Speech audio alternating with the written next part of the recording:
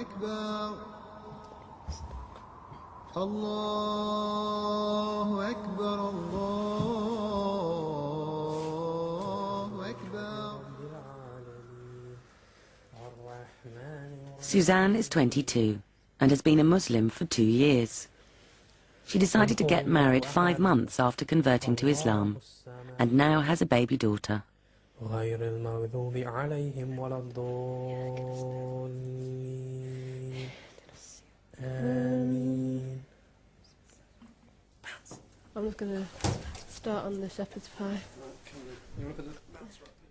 I never even thought, you know, in my younger days that I'd even think about becoming a Muslim. And I just started thinking, well, there's got to be more to life than going out and, you know, working as just what I was doing. And it went from there. I started questioning everything, really. I wanted proofs, you know, and Islam was really the only religion that could offer me proofs of that. And I asked all the questions which I needed to, you know, ask were answered over the course of about 3 months. And then it was just a case of taking that step. As my husband, Imran fulfills the rights of housing your wife, yeah, providing a house for paying. I don't pay anything towards the rent or if you buy a house, yeah. All my clothes, Imran buys. I mean, that doesn't mean to say I can't go out and buy my own, of course, yeah, but that is a right of the Muslim woman that she's provided for. And the fact that Imran should, I mean, the Prophet used to help his wives in the household, and that should really be shown also, yeah, which Imran does, of course. Not many people would think that a Muslim man would do that, you know, help out his wife and look after the baby. Because people don't actually see Islam for what it is. They tend to see the stereotypes, the cultures. In many cultures, the men won't do things like that. You know, the woman will possibly even be oppressed in certain cultures. But that's the difference between culture and Islam.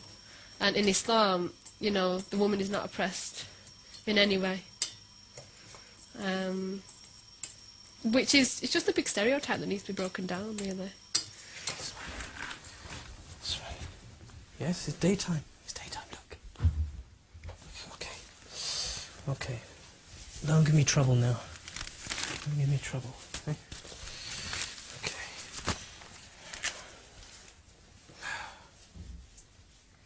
One of the things you notice, I mean, this was prior to actually being married, is that there is, you know, subtle underlying racism in society, you know, as opposed to, say, 20 years ago, when people could simply shout abuse and it would be commonplace. Nowadays, it's a lot more hidden, you know, and I'm not foolish enough to think that it's disappeared. On the contrary, there is still lots and lots of racism out there. Now, after getting married to Suzanne, I'll admit that I think I did underestimate the level of this in society. On the whole, it's just subtle. It can be, you know, a sly look. A lot of the time it's looks. You know, no one really... I get the impression people are quite wary of Muslims who look like Muslims anyway, so rather than be confrontational, you know, they do what they think they can get away with. You know, I've grown up in a very multicultural environment, and Suzanne hasn't. And now, looking at it from the inside, she can see that apart from the big cities, people aren't used to seeing people like us. You know, there's a place called Clitheroe, which is quite close to here. You know, and, you know, it's a quaint little English village. You know, it's very nice in the summer. You know, lots of tourists go there. And Suzanne used to go there with her family. So, you know, she wanted to share that with me. And, you know, we ended up going there, and we felt very much excluded from what was going on, you know, to the point where, you know, we felt that we were being watched intensely by everyone and anyone. What's wrong? What's wrong? It's done. Everything done. Look. Imran, as my husband and other Muslim men, shouldn't really go out to have a conversation with another woman. No, if there's no need for it. It doesn't mean to say you ignore the opposite sex point blank, but you're not supposed to get involved in a deep conversation with them where they get to know you, you get to know them, and one thing leads to another. So that's on, you know, that's both for the man and the woman. There has to be an element of modesty for both.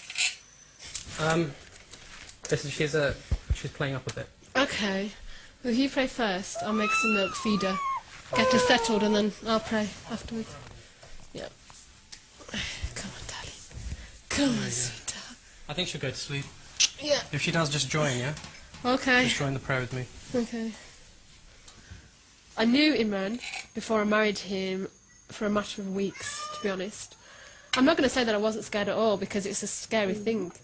But because I was doing it for the sake of you know, my beliefs and the sake of my religion, then that kind of overcame that fear.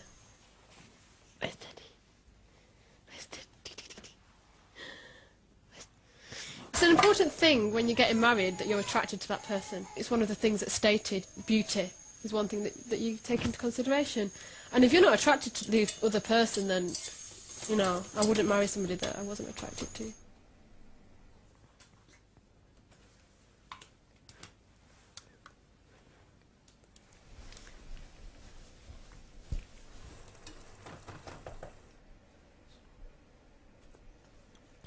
Cooking is actually an interesting subject because one of the first things that Suzanne said to me, which was born out of a fear of being expected to cook, I think, was that she couldn't boil an egg. I just said, look, you know, we've both got defined roles within Islam, but there's going to be give and take. To be honest, I'm not that fussy with food. You know, I could bear, you know, the odd average meal. She's not listening. For you know, for a little while, but you know, to be honest, I'm really proud of her because she's just taken to it like a duck to water. It's just what she does, you know, and she does it very well.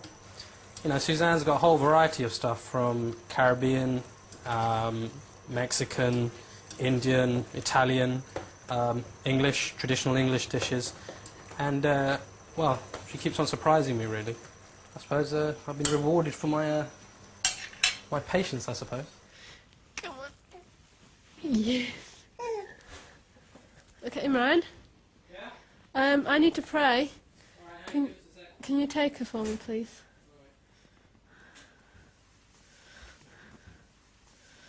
Thank you. Let's let Mummy pray. Bismillahirrahmanirrahim.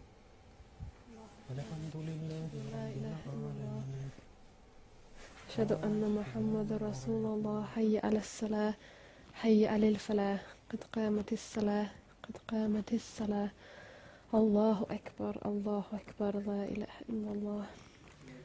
Suzanne and her husband have been invited to a friend's wedding, and Suzanne is keen to integrate her side of the family into her new life. Are we going to ask my mum to come tomorrow to the wedding? Because you thought it'd be a good idea. I think it's a good idea because, as of yet, I don't think that we fully involved your side of the family in the kind of the complete way we live our lives. I mean, they're obviously aware that we're Muslim and we practice Islam. I'll see what she says. Yeah, I think she'll come. She might be a bit shocked at the segregation. My mum's been introduced to a lot since I've become Muslim. Beforehand, she probably didn't know much about Islam at all, other than what she saw in our hometown, which was not really any practicing Muslims, just Asians. Yeah, but isn't that what, you know, communities all over the country see? They see, well, predominantly Asians, Pakistanis, as Muslims, therefore view the religion as that. Yeah, that's it, definitely. Even my friends thought, you know, mentioned the word, you know, Pakistani and this and that, rather than becoming a Muslim. Yeah. So they viewed it as you becoming a Pakistani? Some, yeah. Taking up the culture and stuff. Yeah. I think I appreciate the fact that your family respect me. Yeah, they do. Yeah. Even though they may have had preconceived ideas. Yeah. That's such a blessing that you get on with my family. I don't know, you know, that's really important to me. But they've also got issues as well. Yeah, and the scarf's quite a hard thing, understandably, for my family to, you know, it's a big change and it's a big statement as well. The last thing I want to do is upset my parents through all this, because, you know, the last thing I want to do is cause any friction, so I was brought up Christian, yeah. They didn't expect this, it's just a big turnaround, really. So I can understand it, you know, from going out dressed just as your normal 20-year-old would in this country, to dressing like this. It's like, okay. And then that's what they will see Islam is. I have to dress like this, I can't drink anymore, rather than looking at why I've actually chosen this way, you know, the belief of Islam, you know, why it makes sense to me. But I hope I can understand why, and I hope it'll, you know, come. I hope they can understand one day. Cross deceived both Van Nistelrooy and Sebastian Schemmel. Suzanne is in her final year of teacher training. She encourages her new friends to meet old college friends whenever possible. Sit down. Ooh. Wow, or in London. I know. You don't need toys, you know. Just shake a bottle. Before Suzanne was Muslim, we used to go out drinking quite a bit. You know, it was like party life. We were all first years.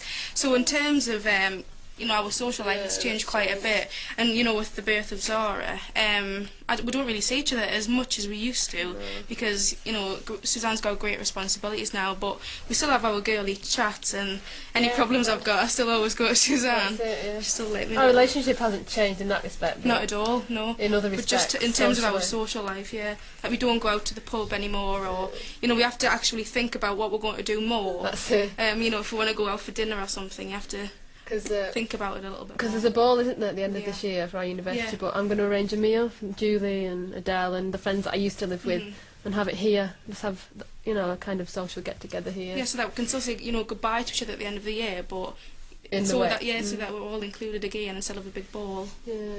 So it works out. Yeah, it works out fine, yeah. To be honest, I do miss going out clubbing with Suzanne, because it was a really good laugh. We used to have a really, really good time, and I've got some fantastic memories of when we used to go out, you know, to pubs drinking. Oh, bless you. But, you know, it doesn't really matter to me, because I've still got other friends who I can go out with. And Suzanne's still fundamentally the person that she was, you know, to talk to, so it's still okay. It hasn't changed, like, the strength of friendships. It's just changed what you do together. Definitely, yeah. There's more to friendships than Well, just going that's out it. to the pub, isn't there? There is. And your true friends stick by you Yeah, no matter definitely, what. definitely. I think when people come to Islam, I think a lot of people find that, find out who the true friends are and who aren't really. Yeah. To his horror, it was the Frenchman who scored the goal. Imran, Yeah. is it okay if we go to my mum's now? What time is Because it? we need to get there for 6. If we leave in about 5 minutes. Okay. Yeah? Yeah, no problem. Alright then. Alright, you want to get pop ready? Yeah, I'm going to get her ready. What about Julie and Adele? Well, Are they coming with us? no. We're going home. Alright, okay. Yeah, so just... Oh, Jack. Make sure they say bye before they go. Yeah, of course. Suzanne's mother and grandmother still live in the area where Suzanne was brought up.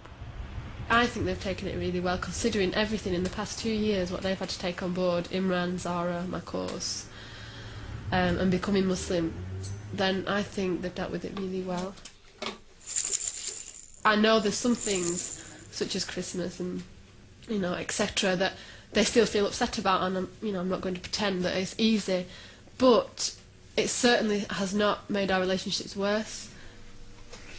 When Suzanne first told me she was turning Muslim, I think perhaps I didn't want to believe it at first. I didn't really take much notice. I think you thought it was a phase, didn't yeah, you? I remember her just- saying to me, Yeah, oh, just thought probably it was a just phase. Yeah, we did, really. But I've realised since that it's not a phase. And we have to accept it, don't we? Well, it's not that bad, is it? No, it's not bad. No, So- Mum's been very supportive. As long as she's happy, then, you know, that's all that matters really to me, as long as she's happy. Yeah. Yeah, we talked about it quite a lot. Yeah. Made sure that... Because I think, especially my dad as well, the fear of losing me and me perhaps... Your dad felt that way, didn't he? Yeah, and perhaps leaving my family because... But that's not the case, is it at all? No, I never felt that you would. I actually feel closer... I don't know about you, but I feel closer to you now. Mm. We've always been close, but Islam's taught me what parents mean and what your mother means and Yeah. the way I would have spoke to my mum in the past, as a teenager, As a teenager, I would never dream of speaking to my mum like that now. no. At Christmas time it is hard because perhaps on Christmas Day itself I still would like us all to have a meal together, and that doesn't happen now, and especially now Zara's born. I remember last year on Christmas Day night feeling Yeah. But the thing is, This year I'm more prepared for it, I suppose. yeah, it gets easier, and you know, and I understand that it's hard. I really do. I'm not, you know, it's hard, but then I see it. Well, you know, Christmas isn't everything, is it? No. The Christian belief in Jesus is that he is the Son of God contradicts what I believe. And going there and having a meal on Christmas Day, even though your intention is not to celebrate it, you are in fact sitting there celebrating it.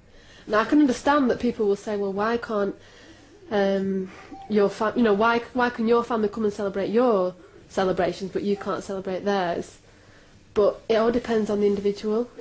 In taking part in maybe Eid or an Islamic wedding wouldn't be contradicting anything that my mum believes in her life. It wouldn't be contradicting her way of life. She'd simply be coming to maybe educate herself about, you know, Islam, about Muslims, and, you know, having an opening to the way I live my life.